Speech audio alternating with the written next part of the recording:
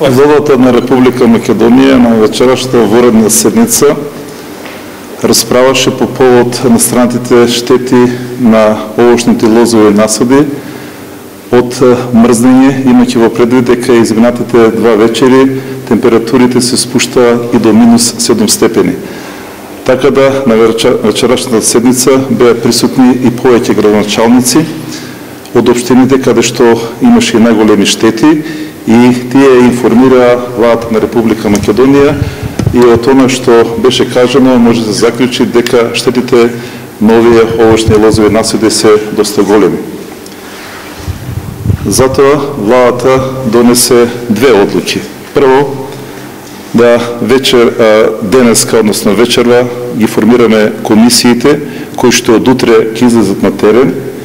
и ќе направат записници на сите овие овошни лозови насади за настанатите штети. И второ, имајќи во предвид дека се наоѓаме влада, бидејќи се уште неа изберено нова влада, е формирана комисија од повеќе институции, каде што треба да ја изнајдеме најдобрата методологија, односно по кој закон истите ќе се исплаќаат. Така да во вторник на редовната седница на владата на Република Македонија ќе дадеме извештај по овие 2 информации.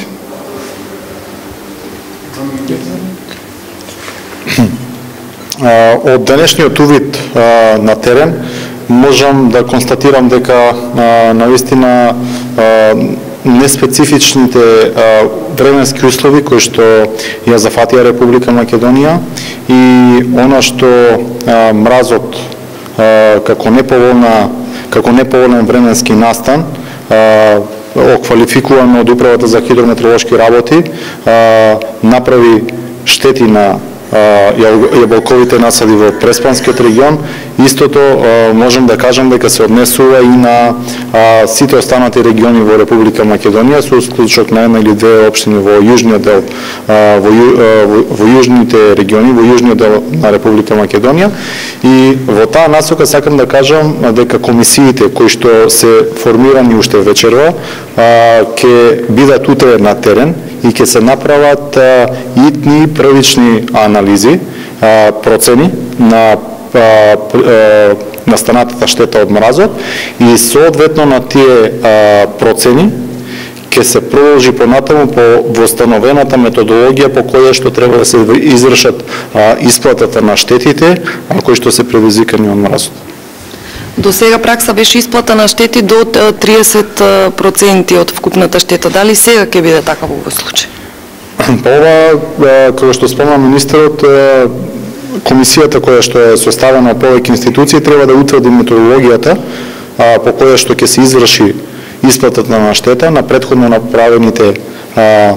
првични процени од штетата која што е предизвикана од мразот и согласно на тие процени понатаму и воспоставената методологија ќе се утврди на кој начин ќе се утврди износот и вредноста на штета. Добро, јас сакам да кажам само дека согласно законот штетите се исплаќаат до 100%, значи не е кажано дали ќе биде 5, 10, 30 или 100%, секако дека зависи од оштетувањата кои се, односно кои ќе бидат вкупната сума која што треба да се обештети и согласно средствата со кои што ние располагаме во нашите програми. Така да процентот значи не се одредува, не може да го одредиме сега, него ќе одредиме согласно штетата и согласно парите со кои што располагаме. Но сега го сакам да кажам, значи да бидат безгрешни земјоделците, имајќи во предвид дека во изминатите години сме имале вакви ние штети и 14 година, и 15 и 16, еве и ова година, нажалост еве временските прилики, климатските промени тоа го прават. Ние треба да бидат сигурни дека ќе ги обештетиме. Значи ќе најдеме начин, ќе најдеме пари да ги обештетиме. Дали постои мерка за осигурување на посевите од вакви временски неприлика, од ниски температури, и ако постои можност земјоделците да се осигуруваат, зошто не се осигуруваат и покрај субвенциите што ги исплаќа државата? Почнувајќи од 2012 година па до сега, рапидно е зголемен бројот на оние кои што ја користат оваа мерка, односно 60% како државна помош во однос на надоместувањето на износот на полиса за осигурување од ризици во земјоделието, и можам да кажам дека во последните години со оглед на неповолните временски прилики, климатските промени кои што се карактеристични за Република Македонија, условија и поттикна се повеќе земјоделци да ја користат оваа мерка, но можам да истакнам дека се уште не е на задоволително ниво и мислам дека од година во година, поучени од ваквите климатски промени, неспецифичните временски услови, невременските прилики, ќе овозможи да помасовно се користи оваа мерка, бидејќи во значителен дел, согласно проценките од осигурителните компании,